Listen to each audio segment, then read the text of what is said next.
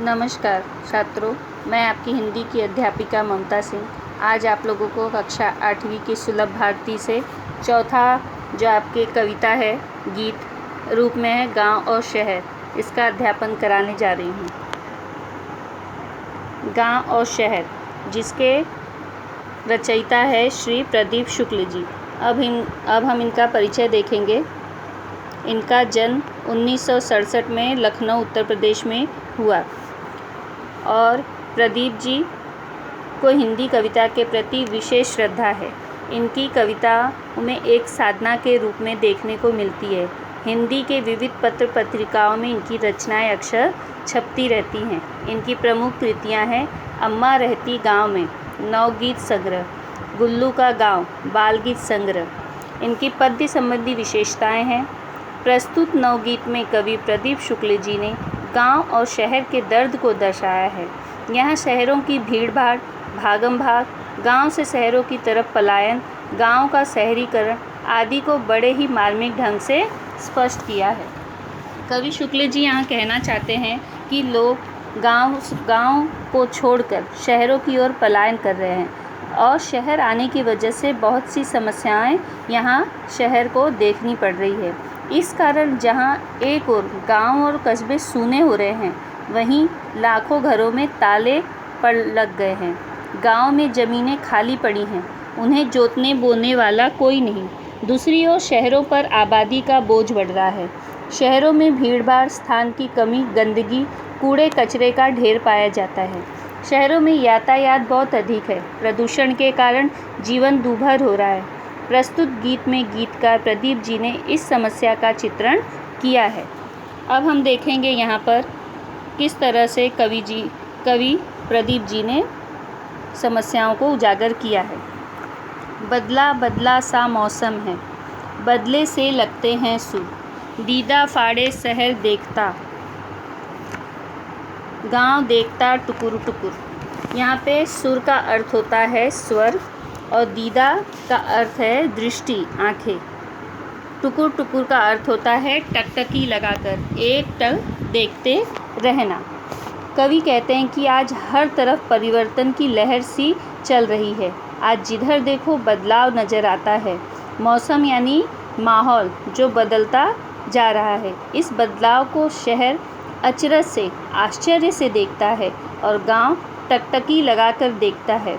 गांव देख रहा है कि लोग शहर में रोज़गार की तलाश में गांव को छोड़कर जो नवयुवक है वो चले जा रहे हैं। खाली वहाँ पर बड़े बुजुर्ग ही बच गए हैं जो इनसे की खेती कर पाना संभव नहीं है और जो नवयुवक है वो रोज़गार की तलाश में शहर की ओर पलायन कर रहे हैं और इस वजह से शहर परेशान है क्योंकि यहाँ दिन पर दिन गांव से लोगों की पलायन करने की वजह से भीड़ बढ़ती जा रही है। वह दंग है। गांव से लोग रोजगार और काम की तलाश में रोज शहरों की ओर जा रहे हैं। शहर ठसाठस भरे हुए हैं। वहाँ पर तिल रखने की भी जगह नहीं है। यहाँ दूसरी पंक्ति में कवि कह रहे हैं कि तिल रखने की भी जगह नहीं है। तिल आप लोगों ने देखा होगा कितना छोटा होता है। राई छोटी होती है और तिल भी उतना ही छोटा होता है। तिल रखने की भी जगह नहीं है। कहाँ? शहर में। शहर ठसाठस भरे हुए हैं। ठसाठस का अर्थ होता है जहाँ पर बहुत भीड़ हो, बहुत से लोग इकट्ठे हो। उधर गांव में पीपल के हैं सारे पत्ते झरे हुए। यहाँ पर शहर में तिल रखने की भी जगह नहीं है। दूसरी ओर लोगों के पलायन से गांव खाली हो गए हैं। गांव में खेतों की देखभाल करने वाला कोई नहीं। गांव से लाखों लोग शहर आ रहे हैं पर उनके पास रहने की जगह नहीं है। यहाँ पर मेट्रो के खंबे के नीचे रात गुजारे परमेश्वर, दीदा फाड़े शहर देखता, गांव देखता टुकुर टुकुर। यहाँ पे बोल रहे हैं कि मेट्रो के खंबे के नीचे, अर्थात यहाँ पर इतनी आबादी बढ़ गई है कि लोगों को रहने के लिए घर नहीं है और लोग विवश है कि जैसे यहाँ पे परमेश्वर है जो वो मेट्रो के खंबे के नीचे रात बिताता है, कोई सड़क के किनारे रात गुजारता है। इसलिए गांव और शहर इस परिवर्तन से आश्चर्यचकित होकर देखता है। उसके पास कोई और साधन नहीं है कि वो किस तरह से अपने यहाँ पर रहे और किस तरह से अपना जीवन यापन करे। इस चीज़ को जो शहर है बहुत ही आश्चर्य से देख रहा है। इधर शहर में सारा आलम आँख खुली बस दौड़ रहा। वहाँ रेडियो पर स्टेशन राम दिन है जो रहा। उनकी बात सुनी है जब से दिल करता है धुकुर पुकुर। यहाँ पे आलम से अर्थ है दुनिया। यहाँ पर कह रहे हैं कवि, दूसरी ओर शहरों का ये आलम है, ये स्थिति है यहाँ पे इस दुनिया में कि आँख खुलते ही लोगों को काम के लिए निकलना पड़ता है। जैसे आप लोग ने देखा होगा कि यहाँ की ज़िंदगी जो है गांव की ज़िंदगी से एकदम अलग है।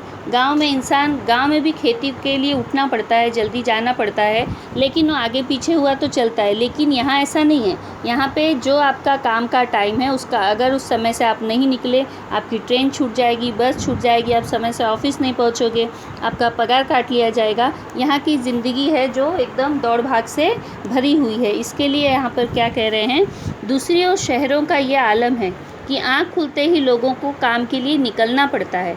वहाँ दिन निकलते ही भागम भाग शुरू हो जाती है। रेडियो स्टेशन पर रामदीन समाचारों की राह देख रहा है। रामदीन एक व्यक्ति है जो रेडियो स्टेशन पर समाचारों की राह देख रहा है। उसे बड़ी घबराहट हो रही है कि कहीं बाहर से आने वाले लोगों के लिए कोई बुरी खबर तो नहीं है।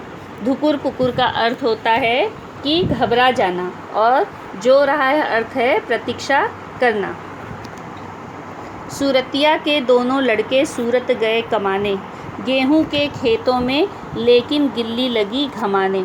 यहाँ पर कह रहे हैं जो सुरसतिया है उसके दोनों बच्चे पैसे कमाने के लिए कहाँ गए हैं, सूरत गए हैं, और वो इंतज़ार कर रही है कि उसके बच्चे शहर से पैसे कमाकर आएंगे। लेकिन गांव में क्या स्थिति है, गांव में जो नवयुवक है सब रोज़गार की तलाश में शहर की ओर पलायन कर रहे हैं। तो गांव में खेतों की स्थिति क्या है, वहाँ खेती करने वाला कोई नहीं बचा है। जो उनके बुज़ुर्ग माता पिता हैं उनकी ये स्थिति नहीं है कि वो खेती कर सके। तो यहाँ कह रहे हैं सुरसतिया के दोनों लड़के सूरत गए कमाने। शहरों में लोगों को लगता है बहुत पैसा है और वहाँ पे रोज़गार मिल जाएगा और उनका अच्छे से जीवन चलेगा। इसके लिए ये जो सुरसतिया के दोनों लड़के सूरत पैसा कमाने के लिए गए हैं। गेहूं के खेतों में गेहूं के स्थान पर गिल्ली अर्थात गिलहरी जो है वो घूम रही है धूप खाने के लिए। घमाने का अर्थ है धूप खाने के लिए, गिल्ली का अर्थ है गिलहरी। वो धूप खाने के लिए वहाँ पर घूम रही है क्योंकि वहाँ पर गेहूं की खेती नहीं हुई है। लंगड़ा कर चलती है गैया, सड़कों ने खा डाले खुर, दीदा फाड़े शहर देखता, गांव देखता टुकुर टुकुर।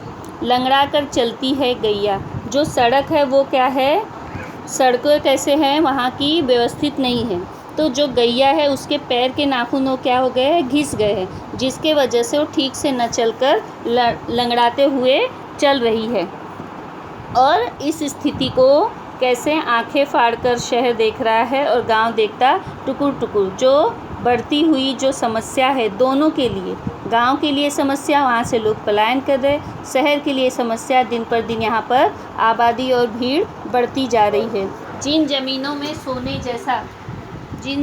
में सोने जैसा गेहूँ उगता था वो खाली पड़ी है।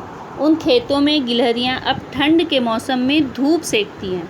गांव का शहरीकरण हो गया है, अर्थात वहीं पक्की सड़कें बन गई है। उन सड़कों पर चलने के कारण गांव के गायों के खुर यानी उनके नाखून खराब हो गए हैं, घिस गए हैं और वे लंगड़ा कर चलने लगी है। इस बदलाव को शहर अचरज से देखता है और गांव टकटकी लगाकर देखता है। अब ये पार्ट मैंने आप लोगों को समझाया। यहाँ पर कवि ने गांव और शहर दोनों की समस्या को स्पष्ट किया है। इससे संबंधित यहाँ पे शब्दार्थ है जो मैंने आप लोगों को यहाँ पे ये आप लोगों को PDF क्वेश्चन आंसर का भेजा है, वो आप लोगों को नोटबुक जो हिंदी की उसमें लिखकर मुझे मैसेज करना है। यहाँ पर शब्द वाटिका देखिए, दीदा का अर्थ है आँख, दृष्टि, निगाह। परमेश्वर ये एक व्यक्ति है, उसका नाम है।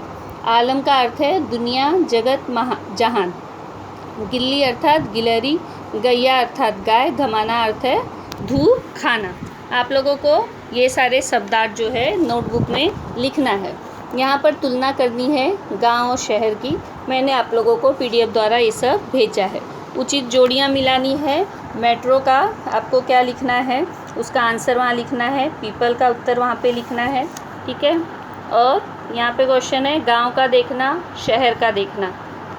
लंगड़ा कर चलने वाली, पत्ते झरे हुआ वृक्ष, बदले से लगते हैं, जहाँ तिल रखने की जगह नहीं। एक शब्द में उत्तर लिखना है। उसके अलावा यहाँ पर भाषा बिंदु, पाठ्य पुस्तक के पाठों से विलोम और समानार्थी शब्द ढूंढकर उनकी सूची बनाओ और उनका अलग अलग वाक्यों में प्रयोग कीजिए, ठीक है। यहाँ तक आप लोगों को जो है नोटबुक में लिखना है। उसके अलावा है वृक्ष और पंछी के बीच संवाद, ये आपको नहीं लिखना है, ठीक है।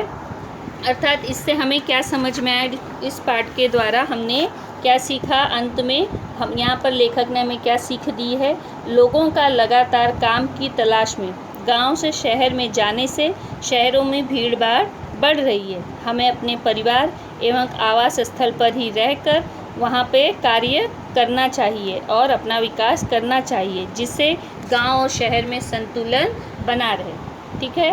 आप लोगों को ये सब नोटबुक में जो मैंने बताया क्वेश्चन आंसर ये सब लिखना है यहाँ तक, और आप लोगों को मुझे मैसेज करके बताना है। धन्यवाद। यहीं पर मैं अपना ये वक्तव्य समाप्त कर रही हूँ। धन्यवाद।